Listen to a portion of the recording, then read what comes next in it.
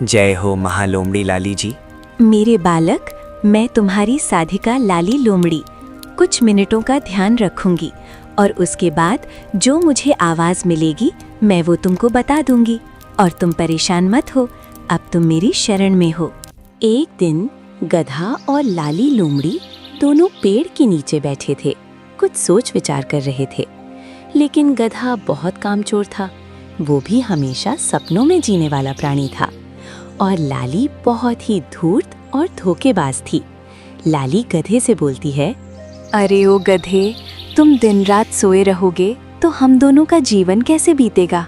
तुम कुछ काम क्यों नहीं करते हो? अगर तुम ऐसा करोगे तो हमारा जीना मुश्किल हो जाएगा। खाने बिना तो हम दोनों का जीवन ही खत्म हो जाएगा। मेरे प्यारे गुलाब के फूल, कुछ तो करो। अरे लाली, तुम इतनी परेशान क्यों हो? तुम्हारे साथ दोस्ती करके 5 महीने बीत गए, लेकिन आज तक भूखा नहीं सोए ना। कुछ ना कुछ जुगाड़ हो ही जाता है, फिर भी तुम क्यों परेशान रहती हो? और ये लड़ियां वाली अदा से मुझे तपाया ना करो। जब तुम लड़की वाली अदे से बोलती हो तो मुझे कुछ कुछ होता है। कितने बेशर्म हो, कैसी बातें करते हो? लेकिन हमें ऐसे भी बैठे नहीं रहना चाहिए, हमेशा बड़ा बनने का सपना देखो, ठीक है? मुझे लगता है अभी मुझे ही कुछ करना पड़ेगा, नहीं तो जीना बहुत मुश्किल हो जाएगा। चलो ठीक है लाली, तुमको जैसा ठीक लगे करो। तुम ही कोई रास्ता दिखाओ जिससे हम दोनों का जीवन राजाओं वाला हो जाए। ठीक है, तुम चिंता मत करो, जल्द कुछ नया होगा जिससे हम दोनों का जीवन राजा की तरह बीतेगा। मैं कोई ऐसा जुगाड़ लगाऊंगी, सब कुछ बैठे बिछाए मिलेगा, कुछ दिमाग लगाना होगा बस। समय बीत रहा था, लाली और गधा कुछ सोच ही रहे थे, तभी उनके पास एक बकरी आती है और बोलती है, कैसी हो लाली बहन? किया तुमको नहीं पता है, हमारे जंगल में एक भालू बाबा जी आए हुए हैं जो सबको ज्ञान की बातें बताते हैं। तुम दोनों भी चलो मेरे साथ। क्या कह रही हो चमेली बहन? कौन साधु बाबा, कहाँ से आए और क्या बातें सिखाते हैं? चलो चलकर देख लेते हैं। और फिर तीनों वहाँ से चले जाते हैं। वहाँ जाकर देखते हैं कि एक भालू साधु बन के जानवरों को उपदेश दे रहे थे। देखो मेरे प्रिय शिष्यों, जीवन अनमोल है। दूसरे जानवरों को मार के अपना भोजन बनाना पाप है, क्योंकि दूसरे जानवर का मांस खाकर तुम अपने जीवन में कभी खुश नहीं रह सकते हो। इसलिए अगर मेरी बात समझ में आ रही है तो ये सब काम छोड़कर फल फूल खाकर ही जीवन बिताएं और सबके साथ प्रेम से रहें, मीठा बोलें, कभी किसी का दिल नहीं दुखाएं, तो आप सबका जीवन सफल हो जाएगा। जीवन बहुत अनमोल है मेरे प्यारे शिष्यों, भक्ति का मार्ग ही स्वर्ग का माध्यम है। जैसे ही बाबा जी का उपदेश खत्म हुआ तो सभी जानवरों ने बाबा जी सेवा बहुत सारे फल भेंट स्वरूप चढ़ा दिया। ये सब होता देख लाली लोमड़ी के दिमाग में हलचल होने लगी और वो गधे से बोली, अरे मेरे यार, तुमको कुछ समझ में आया बाबा ने क्या उपदेश दिया? और वो लोग कितने मजे में अपना जीवन काट रहे हैं, बिना मेहनत किए फलों से टोकरी भर जा रही है। इससे बड़ा और कोई दूसरा काम नहीं हो सकता है। नहीं लाली, वो सब मेरे माथे में नहीं घुस रहा था, मुझे सिर्फ यही दिखा। अंत में बाबा को खूब फल फूल मिल रहे हैं, उनको खाने की चिंता एकदम नहीं है, उनके पास तो फल फूल का भंडार लग गया है।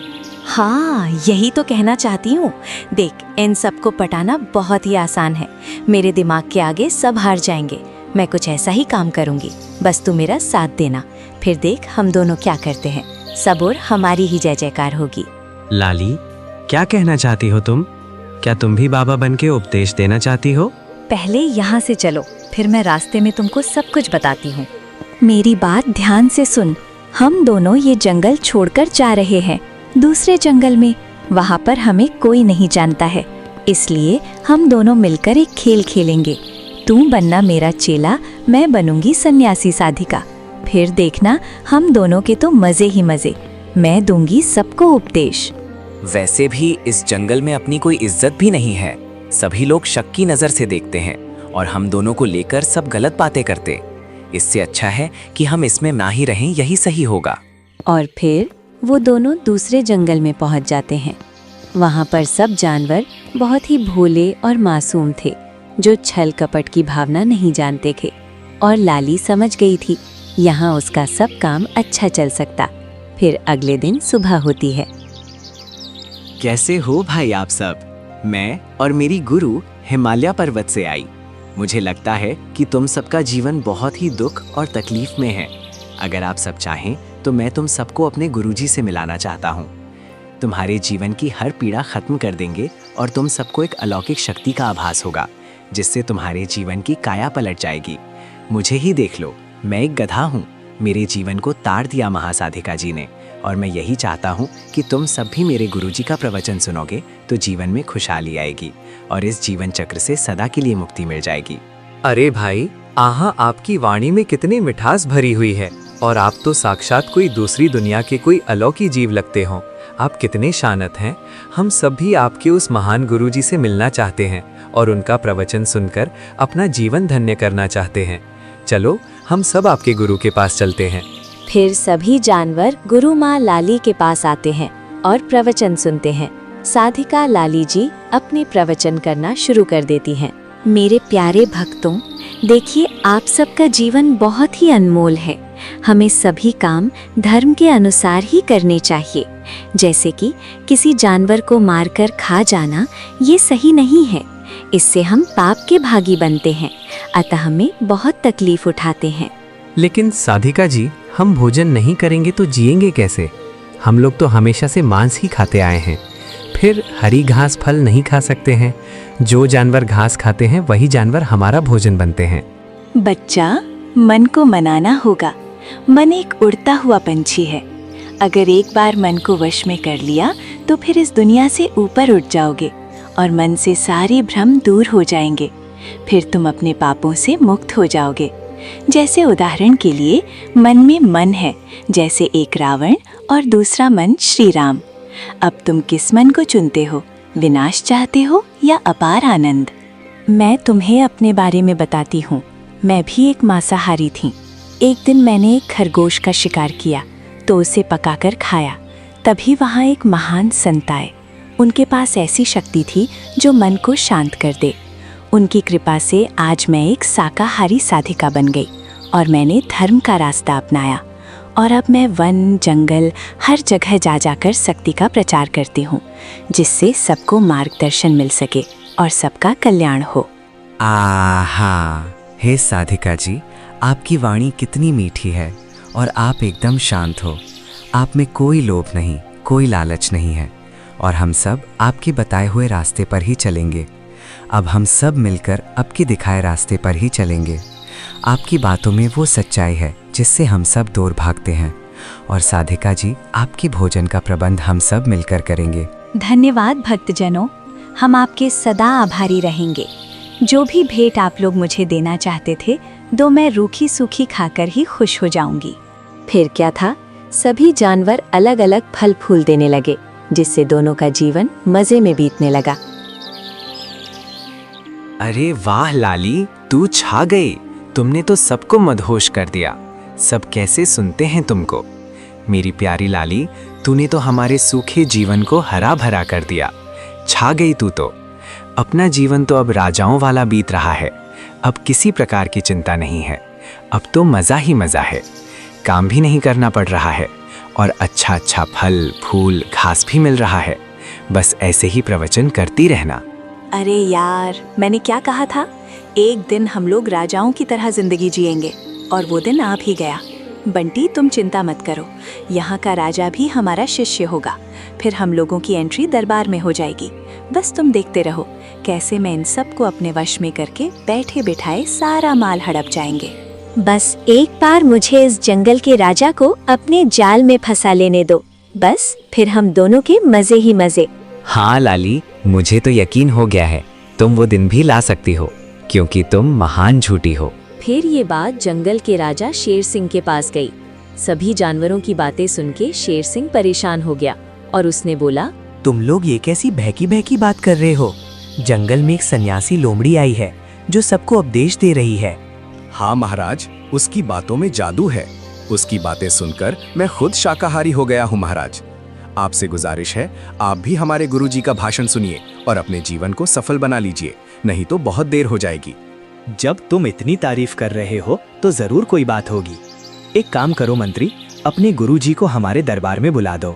हमारा पूरा परिवार एक साथ मिलकर उनका प्रवचन सुनेंगे और गुरु लीला का आनंद लेंगे और दान दक्षिणा देकर उनका सम्मान के साथ विदा करेंगे। मंत्री, इस पर तुम्हारा क्या विचार है? ठीक है महाराज, ये खबर मैं गुरुजी के यहाँ भिजवाता हूँ और प्रवचन का समय सेट करता हूँ। फिर ये खबर लाली लोमड़ी के पास पहुंच जाती है।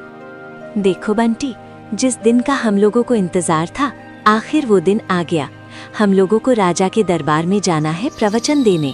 हाँ मेरी प्यारी लाली, इस बार ऐसा भाषण दो कि राजा अपना राजपाट छोड़ के संन्यास धारण कर ले और तू बनना वहाँ की रानी। फिर ये जंगल हमारे कब्जे में होगा और फिर हम कुछ भी कर सकते हैं। हाँ बंटी, ऐसा ही होगा। तुम सही बोल रहे हो।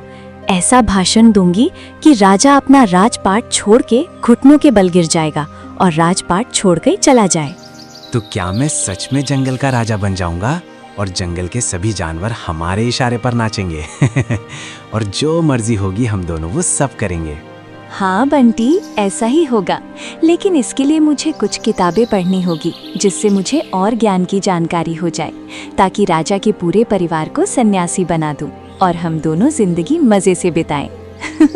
फिर जिंदगी में मजे ही मजे होंगे। फिर क्या था, वो दिन आ गया। लाली राजा जी के दरबार में पहुंच जाती हैं कि दरबार में लाली अपना ज्ञान की वर्षा कर रही। सुनो राजन, भगवान ने हम लोगों को जीवन क्यों दिया? शायद कुछ लोग समझ पाए हैं, इसीलिए वो लोग हम लोगों से आगे हैं। जीवन के मकसद को पाने के लिए हम लोगों को क्या करना चाहिए, आज यही बात आप सभी को बताना चाहती हूँ। जीवन का मतलब पैसा, शोहरत, ताकत नहीं होती है।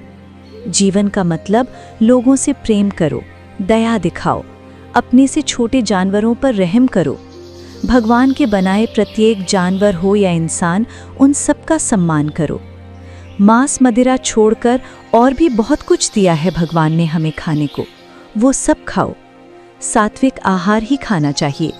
जो मनुष्य या जानवर मांस खाते हैं, अंत समय में वही सब बहुत सताते और उसको उसके कर्मों की याद दिलाते हैं।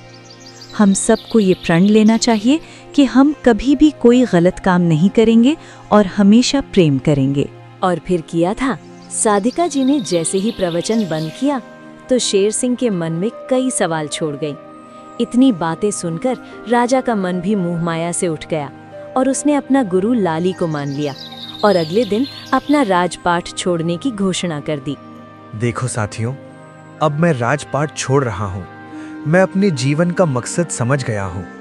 मैं अपना बचा हुआ जीवन साधिका जी के चरणों में बिताना चाहता हूँ। अब मैं उस महान साधिका की सेवा करना चाहता हूँ। आप सब अपना अपना ख्याल रखना। लेकिन महाराज, इस जंगल का राजा फिर कौन बनेगा? फिर आप ही बता दीजिए, नहीं तो ये जंगल बिखर जाएगा। बिना कानून के जैसे कोई प्रदेश नहीं चलता है, ठीक उसी प्रकार से हमारा जंगल भी नहीं चलेगा। सब ओर त्राही त्राही मच जाएगी। राजा के बिना दूसरे राजा लोग हम पर आक्रमण करके हमें नष्ट कर देंगे। हमारी रक्षा कौन करेगा? मंत्री, तेरी बात तो सही। मुझे थोड़ा टाइम दो, मैं साधिका जी से बात करके सब चीजें स्पष्ट करता हूँ और उनकी आज्ञा लेकर ही कुछ फैसला लूंगा।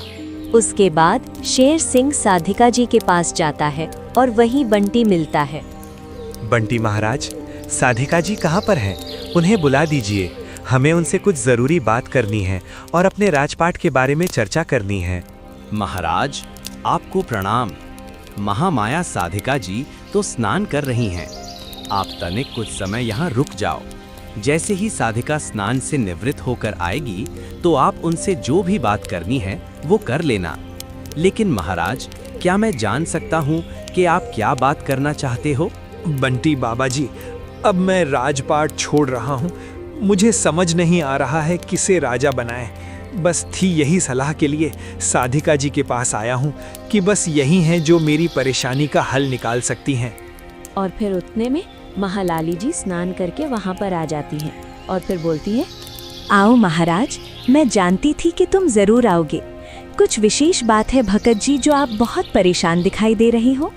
हाँ गुरुजी, मैं अब थक चुका हूँ। मैं चाहता हूँ ये राजपाट छोड़ के आपके साथ जीवन की गहराइयों में डूब जाऊँ, ताकि हमारे जीवन का लक्ष्य मिल जाए। राजा किसे बनाऊँ, इसी मसले पर आपसे सलाह लेने आया था। बहुत नाम मेरे सामने आया, लेकिन मैं कुछ समझा नहीं पाया। इसलिए मैं आपकी शरण में आया हूँ। मुझे रास्ता दिखा दो महासाधिका जी। जय हो महालोमड़ी लाली जी। मेरे बालक, मैं तुम्हारी साधिका लाली लोमड़ी कुछ मिनटों का ध्यान रखूंगी और उसके बाद जो मुझे आवाज़ मिलेगी मैं वो तुमको बता दूंगी और तुम परेशान मत हो, अब तुम मेरी शरण में हो। फिर दिखावे के लिए लाली लोमड़ी कुछ मिनट के लिए आंखें बंद कर लेती हैं और मन में सोचती हैं। अरे वाह, ये उम्मीद से पहले ही बेवकूफ़ बन गया। इतनी जल्दी सफलता मिल जाएगी ये उम्मीद नहीं थी, लेकिन कोई नहीं, भगवान जब देता है तो छप्पड़ फाड़ के देता है। ये बात आज साबित हो गई। चलो, आज इस मूर्ख शेर के कारण मेरा फालतू गधा राजा बन जाएगा। अब इस गधे को राजा बना देती, फिर हम दोनों के तो मजे ही मजे हैं। कितना मूर्ख है ये कमबख्त राजा। मेरे प्यारे शेर सिंह, मैंने सब कुछ ध्यान के माध्यम से देख लिया है। आने वाले समय के लिए राजा कौन है? मुझे आकाशवाणी से आवाज आई है कि अब से इस जंगल का राजा बंटी गधा बनेगा, जो एक इतिहास में पहली बार ऐसा राजा हूँ जो ना तो प्रजा को तंग करेगा, ना ही किसी तरह से कोई गलत काम करेगा, और खुद भगवान बंटी गधे के साथ रहेंगे। और इस गधे की एक और विशेष बात है, जो ये दुलत्ती भी चला सकता, इसलिए आज से यही गधा होगा जंगल का राजा। ठीक है हमारी साधिका लाली लोमड़ी जी, जैसी आपकी इच्छा। कल ही हम बंटी गधे को इस जंगल का राजा घोषित कर देंगे। आपसे निवेदन है, आप भी बंटी गधे को लेकर आइए और के सामने ही गधा जी को राजा बनाया जाएगा। महालोमड़ी लाली जी की जय। जय हो लोमड़ी जी की। जैसे ही शेर महाराज वहाँ से जाते हैं तो गधे की खुशी का ठिकाना नहीं रहा और वो लाली से बोला, लाली, तुम तो कमाल पे कमाल कर रही हो। सब कुछ इतना जल्दी हो रहा है, खुद पर यकीन नहीं हो रहा है। कैसे शेर और पूरे जंगल के जानवरों को तुमने मूर्ख बना दिया। मान गए तुम तो। लाली, तेरा कोई मुकाबला नहीं है। ओ मेरी प्यारी लाली। अभी तो तुमने अपनी लाली का पूरा कमाल तो देखा ही, बस अब कल तुमको एक बार राजा बना दूं और फिर देखना क्या होता है। ये सब मूर्ख हैं। इन सबको फंसाना तो मेरे बाएं हाथ का खेल है। बस देखते जाओ आगे होता है क्या। माय बेस्ट फ्रेंड, अब तुम्हारे मजे ही मजे हैं। अगले दिन सभी जानवरों को एक बड़े पहाड़ के ऊपर सभा बुलाई गई, जहां सबके सामने बंटी को राजा बनाया जाता है। मेरे प्यारे दोस्तों, मैंने उस दिन आप सबको बताया था कि मैं अब ये राजपाट छोड़कर सन्यासी साधिका जी की सेवा करना चाहता हूँ, और साधिका जी की इच्छा से तुम सबके नए राजा बंटी महाराज, दुलत्ती वाले गधा जी, जो इस जंगल के जानवरों की रक्षा करोगा और जंगल का शासन चलाएगा। जय हो महालोमड़ी लाली जी की। ये कैसे हो सकता है महाराज? आपने हम सबको छोड़कर आपने गधे महाराज को राजा बना दिया है। क्या हम सब में से कोई राजा बनने के लायक नहीं है क्या महाराज? ये कैसे हो सकता है महाराज? आपने हम सबको छोड़कर आपने गधे महाराज को राजा बना दिया है। क्या हम सब में से कोई राजा बनने के लायक नहीं है क्या महाराज? नहीं मेरे प्यारे भगत शेर महाराज, ऐसा नहीं बोलते। इतने कठोर मत बनो। इनका हक है, ये बात पूछ सकते हैं। इनका सवाल भी सही है। मेरे दयालु शिष्यों को ये पता नहीं है, दुलत्ती मैन यानी कि बंटी गधा, जो इन सब के नए महाराज हैं, वो बहुत ही शक्तिशाली हैं और एकमात्र ऐसे गधे हैं जो हम सब की रक्षा करने की शक्ति रखते हैं, और इनकी दुलत्ती के सामने कोई टिक नहीं सकता है। सबसे बड़ी बात ये, गधा चारों पैरों से दुलत्ती चला सकता है। आप सब की रक्षा का भार अब इस गधे ने उठा लिया है। अब आप सब शांत हो जाओ। उसके बाद सब जानवर अपने घरों को चले जाते। बंटी दुलत्ती वाला जंगल का राजा बन गया। कुछ जानवर तो लाली की चाल में फंसकर अपना जीवन बिता रहे थे। कुछ जानवरों को लाली की चाल धीरे धीरे समझने लगे थे। लाली और बंटी दोनों मजे से रहने लगे जैसे कोई महाराज। ऐसे ही बहुत समय बीत जाता है।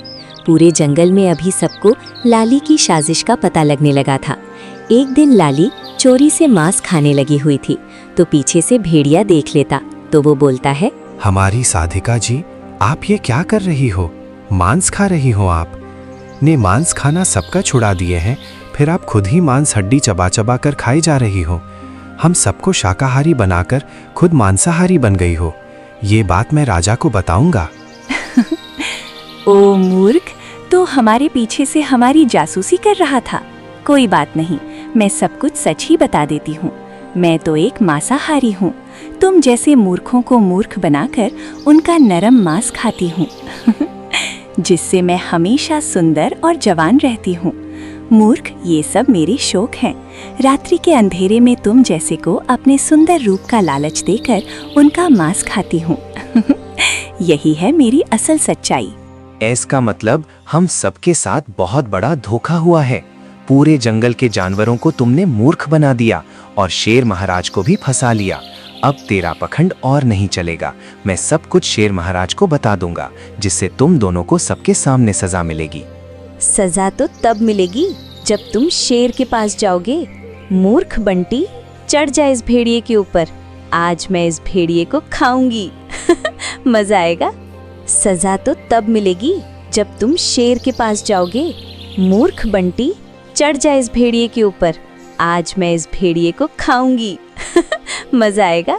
फिर दोनों ने मिलके भेड़िए को मौत की नींद सुला दिए और जंगल में ये बात फैला दिए कि भेड़िया चोरी करने गया था। रात के अंधेरे में सैनिकों ने मार डाला। लेकिन ये बात भालू को खटक रही थी। फिर अगले दिन भालू शेर सिंह से मिलता है। शेर महाराज, आज भेड़िए को किसी ने मार दिया और राजा के दरबार गया था। जब वो जा रहा था हमसे मिला था। वो बोल रहा था राजा के दरबार जा रहा हूँ, कुछ जानवर की शिकायत है, वही हल कराना है। शाम को हमसे मिलने वाला भी था। फिर वो कैसे चोरी कर सकता है? दाल में कुछ काला है महाराज। कहीं दुलत्ती मैन बंटी राजा ने मरवा तो नहीं दिया? क्योंकि जंगल के जानवर बंटी गधे के राजपाट में खुश नहीं है। कुछ गड़बड़ है महाराज, पता लगाना पड़ेगा। मुझे तो यकीन नहीं हो रहा है। अगर तुम बोल रहे हो तो जरूर कुछ गड़बड़ हो सकती है, क्योंकि तुम जंगल की सबसे समझदार और ईमानदार प्राणी हो। ठीक है, हम सब मिलके हमारी लाली और दुलत्ती मैन गधे की सच्चाई का पता लगाते हैं। ये सब सच हुआ तो बहुत भयंकर सजा देंगे उनको। फिर क्या था, शेर सिंह, भालू और लकड़बग्घा सभी मिलकर लाली पे नजर रखने लगते हैं। लेकिन कहते हैं बुराई कब तक सच्चाई पर हावी रहेगी। और एक दिन लाली और दुलत्ती मैन गधा दरबार में मांस और मदिरा का सेवन कर रहे थे। अरे वाह मेरी प्यारी लाली, तुम बड़ी चालबाज निकली। मुझे तो राजा बना दिया और खुद साधिका बन गई। तेरे साथ मिलकर तो जिंदगी जीने का मजा ही आ गया है अब मेरी प्यारी लाली बता, फिर कब बनोगी मेरी रानी? अब मुझसे और सब्र नहीं होता। मेरा तो एक ही सपना था कि लाली मेरी रानी बने। Love you too Lali. ओ sweet my boy, love you too. दुलत्ती मैन, मैं तेरे प्यार में बहुत ही पहले से पागल थी। इसलिए तो मैंने तुम्हें पहले राजा बनाया था कि बाद में हम दोनों का जीवन स्वर्ग जैसा हो। और मेरे चालबाज दिमाग की वजह से वो सब कुछ हो गया है। बस अब जल्द ही हम दोनों शादी कर लेंगे लव यू बेबी। मुझे भी अब तेरी दूरी बर्दाश्त नहीं होती। कल मैं सबके सामने ऐलान कर दूंगी कि दुलत्ती मैन की पत्नी हूँ ठीक है माय लव। ओहो, यहाँ तो लैला मजनू की प्रेम स्टोरी चल रही है। अब तुम दोनों की लव स्टोरी का अंत आ गया है। अब उम्र भर के लिए तुम दोनों को जेल में बंद रहना होगा और वहां तुम दोनों करना अपनी रासलीला। मक्कार लोमड़ी, कितनी शर्म की बात है। एक गधे के प्रेम संबंध था और हम सब मूर्ख साधिका मान बैठे थे। हमको तो शक उसी दिन हो गया था महाराज, जब ये इस जंगल में आई थी। लेकिन उस समय मैं कुछ नहीं कर पाया। लेकिन उस दिन जब हमारा प्यारा मंत्री जब मारा गया, उस दिन हमारा शक यकीन में बदल गया। इस खेल के पीछे तेरा ही हाथ है। खैर कोई नहीं, तेरे किए की सजा हमारे महाराज तय करेंगे। हम दोनों को माफ कर दीजिए। हम दोनों बिना मेहनत किए जीवन को आसान बनाने के चक्कर में आप सबको मूर्ख बनाया। हम क्षमा के काबिल नहीं हैं, लेकिन आप दयालु हैं। आपका दिल बड़ा है। हमको यकीन है आप हमको माफ कर देंगे। अब अपनी बातों का जादू जेल में चलाना। चलो, अभी जेल में आप दोनों का स्वागत करेंगे। चलो। फिर शेर सिंह ने दोनों को जेल में डाल दिया। फिर से राजपाट संभालने लगे। जंगल में शांति लौट आती है।